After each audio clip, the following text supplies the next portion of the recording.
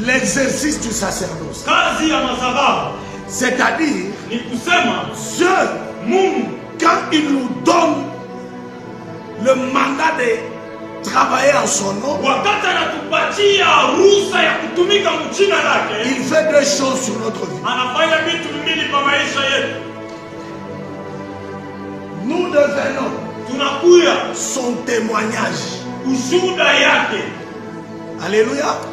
Nous devenons son témoignage parce que la Bible confirme quand Jésus arrive à Jourdain, c'est là l'intronisation de Jésus dans le sacerdoce royal.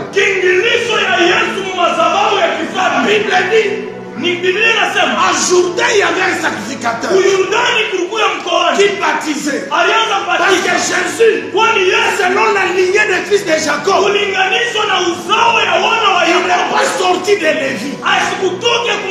Il est sorti de Juda. Dans les paroles prophétiques de Moïse,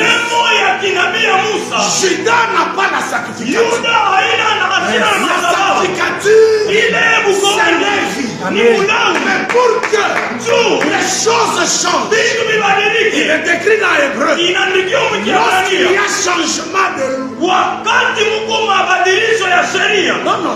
changement du sacerdoce, il y a automatiquement changement de loi.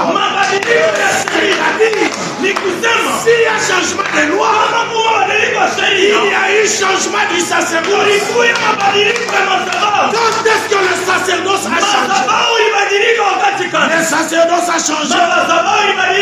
C'est à Jourdain. Parce qu'à Jourdain, dans les nids de Jourdain, j'ai déjà enseigné ça. Sur les 12 fils. Ou sur le chiffre 12. N'est-ce pas? Amen. Bon, pour rappel. Dans les Jourdains, lorsqu'on arrive à Jourdain, la Bible dit, Dieu dit à Josué, vous prendrez 12 pieds dans les lignes de Jourdain. Vous allez amener sur la montagne. Vous allez prendre 12 au-dessus de la montagne. Vous allez faire l'autel dans le Jourdain. Or la force de l'autel, ce n'est pas sa fondation. La force de l'autel ou la force du sacerdoce lévitique, quand les trois sont ensemble, qui sont le trois? C'est l'autel, le sacrifice et le sacrificateur. Quand les trois sont ensemble, ça faisait la force du sacerdoce. Maintenant, ce jour-là, on pose l'autel. Il n'y a pas l'offrande, mais il y a un sacrificateur qui s'appelle Josué. Et après, Dieu dit, vous allez laisser, vous montez. C'est-à-dire que l'autel reste sans sacrificateur, sans sacrifice. Ils sont partis. Mais il dit une chose. L'autel qui sera à la montagne servira de témoignage. Vous serez d'accord avec moi?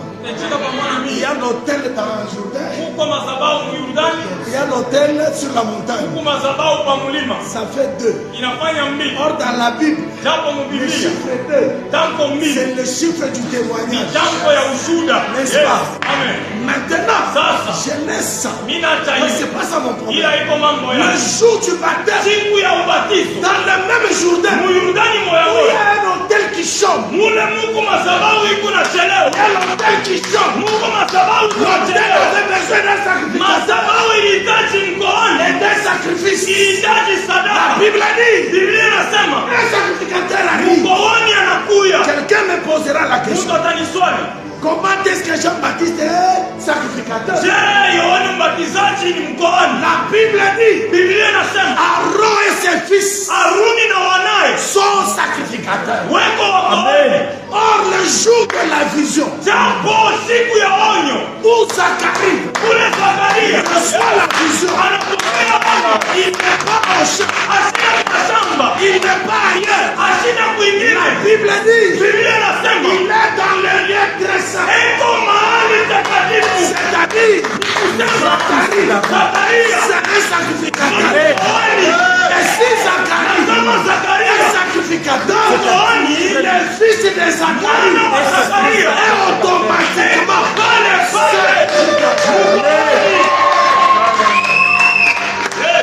je peux venir. Maintenant, la Bible dit, si Zacharie est sacrificateur, Jean-Baptiste est sacrificateur. Voilà pourquoi il se retrouve à Jourdain. Il vient remplacer ce qui était incomplet. La loi était incapable de sauver. Voilà pourquoi la grâce est venue.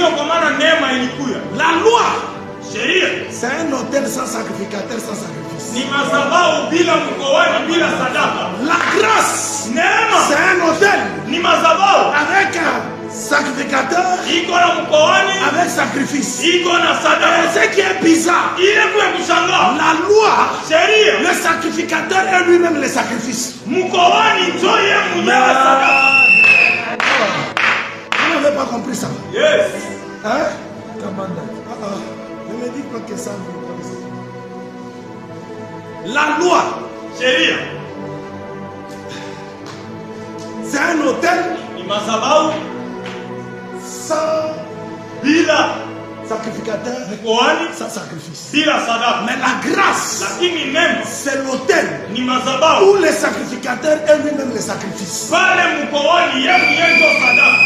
Parce qu'il est venu remplacer. Parce que Hébreu dit, si la première était forte, pourquoi on doit chercher la deuxième? C'est-à-dire, la